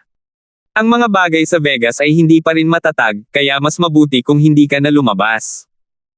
Ano, may mamamatay tao? Malamig na ngumuso si Kid. Wala na akong tiwala sa lalaking iyon. Kabanata 1396. Sigurado si Kid na ang lahat ng ito ay isang malaking plano na ginawa ni Ethan. Buong buhay niya ay ginugol niya sa Las Vegas, kaya anong bahagi ng lungsod ang dayuhan pa rin sa kanya? At anong klaseng tao dito ang hindi pa rin niya naiintindihan? Mamamatay tao. Marunong talaga gumawa ng magandang story si Ethan. Ama. Gusto siyang pigilan ni Amelia na lumabas ngunit ayaw makinig ni Kid sa kanya. Kapag gusto niyang maging matigas ang ulo, walang magawa si Amelia para kumbansihin siya kung hindi. Galit pa rin siya. Napailing na lang si Amelia. Kilalang kilala niya ang kanyang ama. Ang ilan sa mga ito ay pagmamataas, at ang natitira ay katigasan lamang ng ulo. Siya ay may kinikilingan kay Ethan, kaya kasangkot din iyon ng maraming iba pang mga emosyon. Hindi siya naniwala kay Ethan at wala siyang pakialam sa sinabi niya. At sinisi niya si Ethan na hindi muna siya pinansin. Kayong lahat. Protektahan mong mabuti ang aking ama. Sabi ni Amelia sabay lingon sa ilang bodyguards. Walang sino man sa inyo ang dapat umalis sa kanyang tabi. Oo, Miss L'Oreal. Mabilis nilang sinundan si Kid. Karamihan sa mga pumatay sa Las Vegas ay naalis na sa ngayon. Kahit na may naiwan, hindi naman masyadong marami. Ang mga bodyguard na ito ay sanay na lahat, kaya sapat na sila. Hindi talaga ito pinansin ni Amelia. Sa totoo lang, nabigo rin siya. Pagkatapos ng lahat, ito ay Las Vegas. Ang pamilyang L'Oreal ay nagpapatakbo sa lungsod na ito sa loob ng mga dekada at nakakita na ng halos 3 henerasyon ng mga tao ngayon. Kailangan lang niyang mag-isip ng higit pa tungkol sa kung paano niya magagamit ang Palmer Group at Ethan upang matiyak na ang pamilyang L'Oreal sa Las Vegas ay tunay na magiging independyente mula sa pangunahing angkan. Kasabay nito, sumakay si Kid sa kotse niya at masama pa rin ang ekspresyon niya. Ikaw maliit na bastard, napakabata mo pa para malinlang ng mga panlilinlang na ito. Kahit anong tingin ni Kid dito, ramdam pa rin niya na ito lang ang plano ni Ethan. Ang Ethan na ito ay hindi lamang gustong samantalahin ang mga mapagkukunan ng L'Oreal, ngunit sakupin din niya ang kanyang anak na babae habang siya ay nasa ito. Pareho silang lalaki, kaya syempre nakakaintindi si Kid. Wala pa siyang nakitang lalaking talagang kayang kontrolin ang sarili sa paligid ni Amelia. Kaya walang ibang dahilan kung bakit itong si Ethan ay magpanggap na maginoo sa kanyang anak na babae. Mr. L'Oreal, may 1 oras pa bago ang takdang oras. Gusto mo bang direktang pumunta doon? We'll go there in person. Ang pagpunta ng maaga ay makakatulong sa atin na hindi tayo mabuntot. Ngumisi si Kid. Hindi siya tanga at alam din niya kung paano protektahan ang sarili niya. Habang umaandar ang sasakyan sa kalsada, hindi na malaya ni Kid na may sumusunod na sasakyan sa likuran niya at may isa pang sasakyan sa harap niya. Bahagyang mas mabilis ang takbo nito kaysa sa sarili niyang sasakyan, ngunit ang rutang tinatahak nito ay eksaktong kapareho ng sa kanya. Nakulong siya ngayon sa pagitan ng 2 sasakyan. Mr. L'Oreal, parang may mali. Biglang naging malungkot ang ekspresyon ng driver habang bahagyang balisa ang tingin sa kotseng patuloy na lumalabas sa kanyang rearview mirror. May sumusunod sa atin. Kumunat ang noo ni Kid at lumingon. There's no need to bother with that. It's just an illusion. May balak pa ba siyang lokohin ako? Ngumisi si Kid. Mr. L'Oreal, hindi ito ilusyon. May isa pa sa unahan. Biglang nataranta ang driver nang makitang huminto ang sasakyan sa harapan at may nakasandal sa bintana na may dalang baril. Mr. L'Oreal, sandali lang. Nang walang karagdagang babala, mabilis na tinapakan ng driver ang accelerator habang mabilis siyang umikot upang maiwasan ang kanilang umatake. Ang mga bodyguard ay hindi handa para dito at ang kanilang mga katawan ay umindayog sa gilid. Ang kanilang mga ekspresyon ay mukhang malapit na silang harapin ang isang malaking kaaway sa unahan. Ang sasakyan mismo ay tinamaan ng bala at nanginginig. Kahit na bakal ang katawan ng kotse, umiinit pa rin ito. Mr. L'Oreal, kailangan na nating umalis sa lugar na ito. Kabanata 1397. Seryoso ang ekspresyon ni Kid, pero steady din. Gumastos siya ng maraming pera sa pagbabago ng kotseng ito, kaya hindi magiging madali para sa mga umaatake na tumago sa katawan ng kotse. Bukod dito, marami pa rin siyang mahusay na bodyguard na kasama niya. Huwag magpanik. Kalmadong utos ni Kid. Alisin mo sila sa aming likuran. Lumingon si Kid at nakita niya na ang sasakyan sa likod ay mabilis na umaandar sa kanila. Nakaalerto lahat ang mga gwardya at mukhang handang lumaban anumang oras. Mr. L'Oreal, grabe ang mga taong ito. Ang kabilang partido ay malinaw na handa para sa pag-atake na ito at nagpadala ng 2 kotse sa parehong oras. Hindi alam ng driver at bodyguard kung ilan ang tao sa 2 sasakyan. Kailangan na nating umuwi. Iyon ang kanilang huling conclusion. Mr. L'Oreal. Hindi sumagot si Kid at mas lalong nagalit. Ang tanging ginawa niya ay lumabas ng bahay. Pagkatapos ng lahat, siya ang pinuno ng L'Oreal. Ibig sabihin hindi na siya makalabas ng sarili niyang bahay ngayon. Laging may nagsisikap na patayin siya nitong mga nakaraang dekada. Pagkatapos ng lahat, siya ang pinuno ng pamilyang L'Oreal. Kung walang nagtangkang pumatay sa kanya, ibig sabihin ay napakababa ng kanyang katayuan sa lipunan. Hindi kailangan. Sa hindi malamang dahilan, biglang naramdaman ni Kid na mas matigas ang ulo kaysa dati. Maliit na bagay lang, no need to worry. Sinusubukan mo pa ring maglaro. Naisip niya sa sarili. Hindi ako nakapunta sa event at hindi mo ako makukuha. Akala mo ba hindi ko naisip yun? Naniniwala siya sa pagiging maaasahan ng kanyang sariling sasakyan. Hanggat hindi siya lumalabas, ang kabilang partido ay walang pagkakataon. Titingnan niya kung sinong tanggang bastard ang nandito para manggulo sa kanya. Ang takbo ng sasakyan ay patuloy na tumataas, ngunit ang sasakyan sa harap ay nagsimulang bumagal habang ang sasakyan sa likod ay bumibilis. Babatukan nila si Kid sa gitna. Agad namang bumagal ang sasakyan ni Kid. Mr. L'Oreal. Talagang hindi namin maaaring ipagpatuloy ang pagtugis na ito sa kanila. Sigaw ng isa sa mga bodyguard habang tinatawag si Amelia. Alam nilang lahat na kapag gusto ni Kid na maging matigas ang ulo, si Amelia lang ang posibleng makapaniwala sa kanya kung hindi man. Sipin mo sila. Itabi mo sila. Malakas na sigaw ni Kid. Malakas na tinapakan ng driver ang accelerator na parang nabaliw. Ginamit niya ang pinakamataas na lakas ng kabayo na maaaring makuha ng kotse ngunit ang kotse sa harap ay tila ganap na handa para dito, kaya't patuloy itong humampas sa preno at tumanggi na hayaan silang makatakas. May naglabas ng kamay sa bintana ng sasakyan sa likod nila. Bahagyang nagbago ang ekspresyon ni Kid nang makita ang itim na bar aisles na nakausli. Makalipas ang ilang putok, natama ng salamin sa likod ni Kid at lumitaw ang ilang malalaking puting bitek dito. Mr. L'Oreal, bumaba ka na. Idiniin ng isa sa mga bodyguard si Kid sa isang upuan. Nabasag agad ang salamin pagkatapos niyang sumigaw.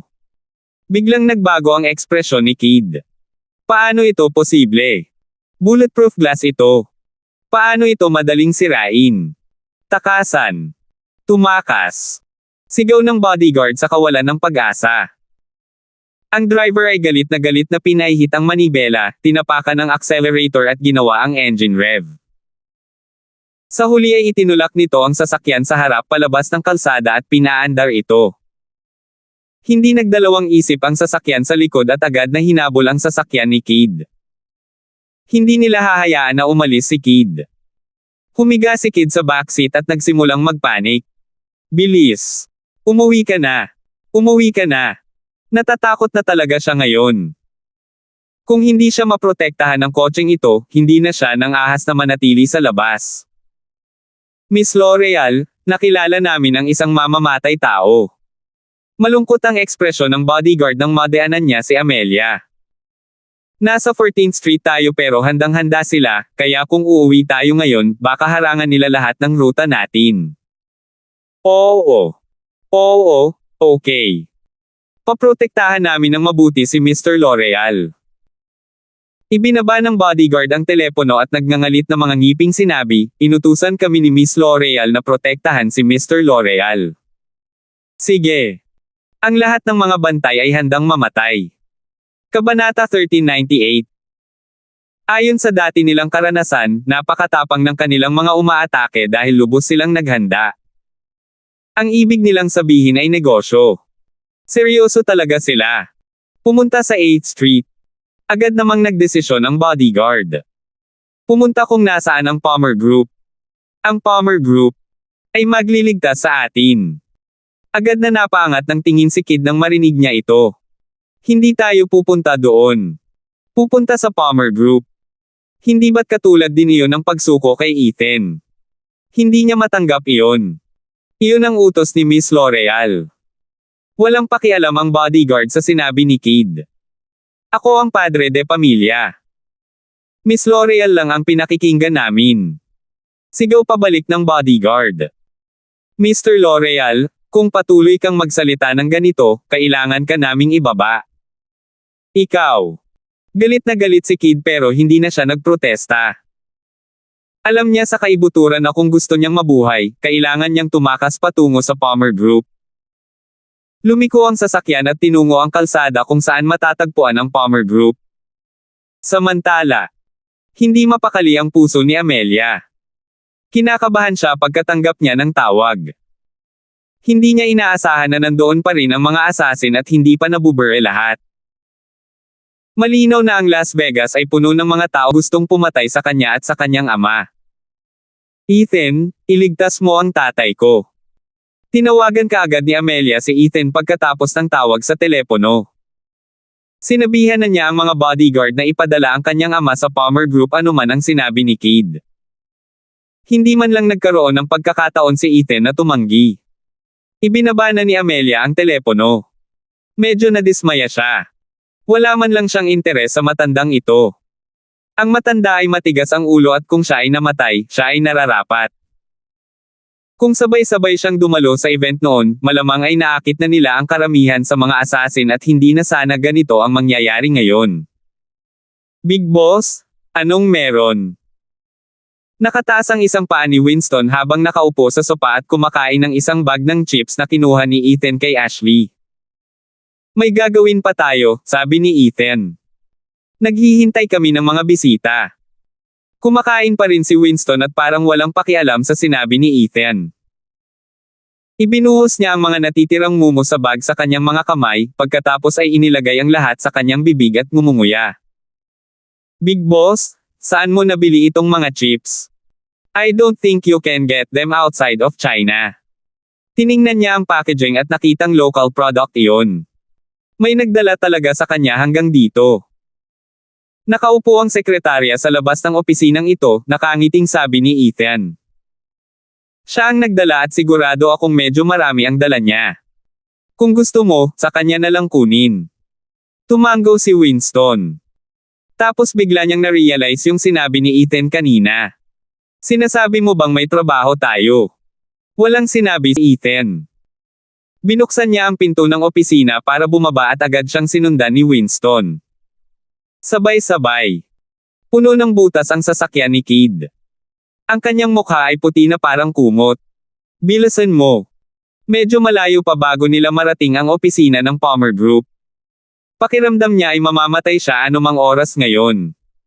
Baliw ba ang mga taong ito na humahabol sa kanya?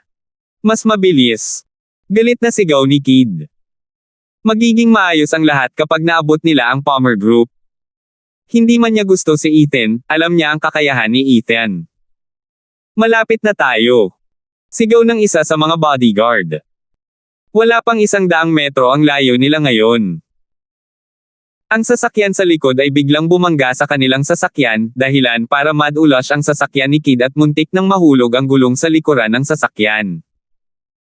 May sumisigaw na tunog ng metal at nagsimulang lumipad ang mga spark. Protektahan si Mr. L'Oreal. Ang mga bodyguard ay hindi masyadong makapag-isip ngayon. Hindi na makagalaw ang sasakyan, kaya mabilis nilang binuksan ang pinto ng kotse at tumakbo palabas habang pinuprotektahan si Kid habang naglalakad sila papunta sa entrance ng Palmer Group office. Para bang iyon na lang ang pag-asa nila para mabuhay. Kabanata 1399. Nang makita nilang bumaba si Kid sa sasakyan, agad na huminto ang dalawa pang sasakyan at nagtakbuhan ang mga tao palabas ng sasakyan. Malamig na kumikinang ang mga kutsilyo sa kanilang mga kamay habang mabilis silang tumakbo. Harangan sila. Sigaw ng mga gwardya habang ang ilan sa kanila ay nanatili sa likuran upang palayasin ang mga umaatake habang ang iba naman ay nagpoprotekta kay Kid at nagpatuloy sa pagtakbo patungo sa Palmer Group. Ngunit masyadong mabagal ang pagtakbo ni Kid. Hindi na siya bata kaya ilang sandali pa ay napabuntong hininga na siya. Ay nalalayan siya ng kalahating bodyguards at kinaladkad siya ng kalahati patungo sa Palmer Group. 100 metro. 80 metro. 50 metro. Hindi napigilan ng mga bodyguard ang kanilang mga umaatake ng matagal. Ang mga taong ito ay mga profesional na mamamatay, kaya pinatay nila ang mga bodyguard nang wala sa oras.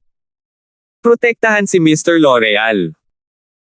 Ang natitirang mga gwardya ay lumiko upang patayin ang mga umaatake at isa lamang sa kanila ang naiwan upang tumulong sa pagsuporta kay Kid patungo sa Palmer Group. Ito ay kanilang trabaho at ito ay kanilang responsibilidad. Agad na sumiklab ang labanan. Hindi na rin nakabalik si Kid. Hinihingal siya at pakiramdam niya ay lalabas na ang puso niya sa bibig niya. Dumaloy ang dugo sa buong katawan niya at sobrang init ng pakiramdam niya. Pakiramdam niya ay sisubog na ang kanyang baga anumang minuto. Ang kanyang mukha ay nakamamatay na mapatla, at maging ang kanyang paningin ay nagsisimula ng lumabo. Biglang nawala ng balanse si Kid at bumagsak sa lupa. Sinubukan siyang hilahin ng bodyguard. Mr. L'Oreal. Gumising ka. Gumising ka dali. Miss L'Oreal, kailangan nating. Bago pa matapos ang sasabihin ng bodyguard, isang kutsilyo ang tumama sa kanyang lalamunan. Mr. Kid, oras na para umalis ka. Ngumiti ang nakamaskara na mamamatay at tumingin kay Kid na parang tumitingin sa isang stack ng US dollars. Napakaraming tao ang naghabol sa buhay ni Kid at sila ang sa wakas ay nakakuha nito. Hindi na sila nag-abala pang sundan si Amelia pagkatapos nito dahil ang buhay lang ni Kid ay sapat na para pakainin sila sa mga susunod pang taon. Lumingon si Kid at nanlaki ang mga mata nang makita ang kutsilyo sa kamay ng killer. Sino ka? Sino nag-hire sa'yo? Malakas niyang sigaw sa pag-asang matakot ang mga assassin. Ngunit syempre, ito ay walang kabuluhan. Who hired us doesn't matter. What matters is that you will die today. Your life is worth 10 million United States dollars.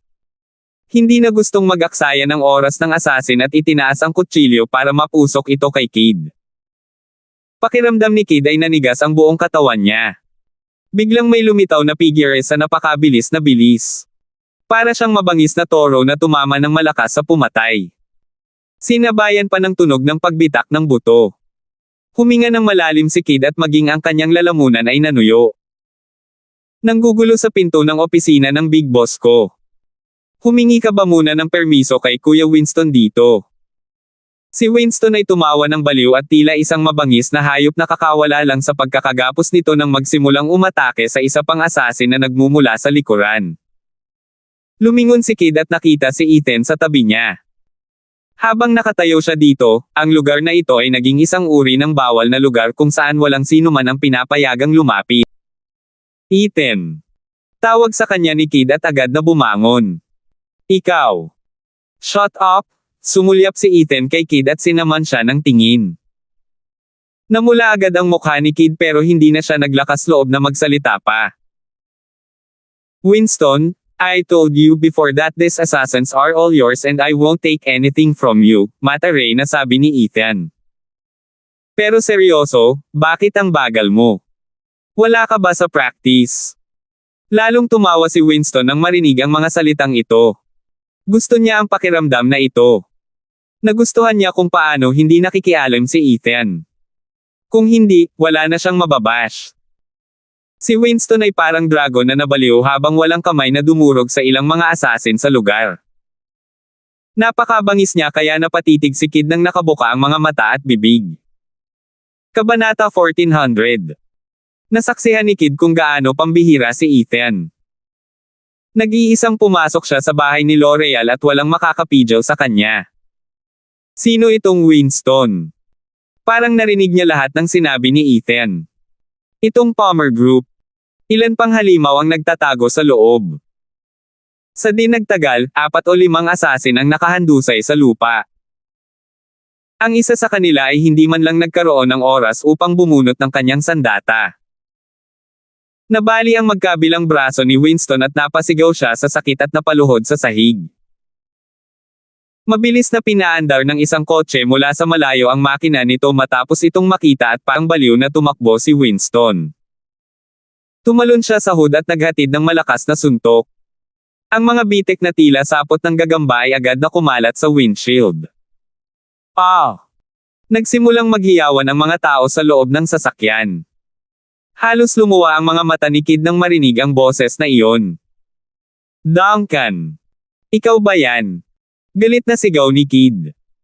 May mga tao ka talagang darating pagkatapos ng buhay ko. Wala nang pakialam si Duncan ngayon. Pinahihit niya ng husto ang manibela at nagawa niyang mailabas si Winston sa hood ng sasakyan bago walang pag-aalinlangan na mabilis na umalis. Sa isang Ethan at isang Winston, hindi nila kayang patayin si Kid ngayon kahit na walang ginawa si Ethan. Nabigo si Duncan sa pagkakataong ito. Nagdala siya ng higit sa 100 mamamatay tao, ngunit wala ni isa ang naiwan. Gamulong-gulong si Winston at agad na bumangon para magmura, kung may lakas ka ng loob, huwag kang tumakbo. Papatunayan ko sa'yo na hindi pa ako kinakalawang. Ilang dosenang lalaki ang nagmamadaling lumabas sa mga pintuan ng Palmer Group at maingat na tumingin sa paligid. Napatingin si Ethan kay Kid na nakahandusay pa rin sa lupa. You're quite smart. Naisipan mong pumunta dito. Ngumiti siya. Pero parang minamaliit mo siya ng konti. Hindi masyadong masaya si Kid. Alam niyang tiyak na susubukan ni Duncan na kalabanan siya at tiyak na gusto niyang bawiin ang bahagi ng Las Vegas para sa angkan. Pero hindi niya inaasahan na makikipagtulungan si Duncan sa assassin group para patayin siya. Kaya sa buong oras na ito, si Duncan ang nasa likod ng lahat na patuloy na nagsisikap na patayin siya at ang kanyang anak na babae. Anak ng asungot. Sinabi ni Amelia na dapat nilang samantalahin ang pagkakataon na magtrabaho kasama ang Palmer Group at gamitin ang mga kakayahan ni Ethan upang matiyak na ang bahagi ng Las Vegas ng mga asset ay ganap na independyente sa angkan. Pakiramdam ni Kid ay may oras pa silang gawin ito ng dahan-dahan, ngunit ngayon ay parang wala nang masyadong oras. Napalunok si Kid at nanigas ang leeg habang sumagot, huwag mong isipin na dahil lang sa iniligtas mo ang buhay ko, lubos akong magpapasalamat sa iyo. Tumawa si Ethan, saka tumalikod at umalis. Bukod sa mga nagtatrabaho sa Palmer Group, walang ibang pumapasok sa Palmer Group. Malakas niyang sabi. Toloy ng lahat ng nanghihimasok at itapon sila. With that, naglakad pabalik si Ethan sa opisina at sumunod naman si Winston sa kanya. Bumalik ang lahat sa pasukan at isinara ito. Natigilan si Kid. Napakawalang puso nitong si Ethan. Tumingin siya sa paligid niya at pakiramdam niya ay may mga assassin pa na naghihintay para patayin siya. Pagkaalis ni Ethan, susugurin nila ang buhay niya. Agad na tumayo si Kid at sinundan si Ethan nang hindi man lang inaalis ang alikabok. Punk, magiging hindi pala kaibigan ka. Nakarating siya sa entrance ng Palmer Group at agad siyang hinarang. Kung hindi ka kabilang sa Palmer Group, hindi ka maaaring pumasok. Natigilan si Kid saglit. Ito ang parehong security guard na nagpalaya sa kanya noong nakaraan. Ikaw. Gustong magsalita ni Kid, ngunit nang makita niya ang mga ekspresyon sa mukha ng mga taong ito, sumuko siya. Ako. Isa ako sa Palmer Group. Nagsimulang sumigaw si Kid nang halos mawala na sa paningin si Ethan. L'Oreal is now officially a business partner with the Palmer Group, so we are one of the Palmer Group, right? Ganito ba ang pakikitungo mo sa mga kasosyo sa negosyo? Salamat po at sinamahan ninyo ako, ingat lagi mga master.